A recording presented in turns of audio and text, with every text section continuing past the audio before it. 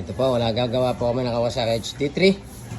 The power of restoration. Habang nagsasound trip po, pinaklas po. Operated. Na-operahan po ito. Dahil nagkaroon po ng konting tagas. Yung dalawa po, yun po yung main source. Yun po yung backer. HD3 Kawasaki po ito.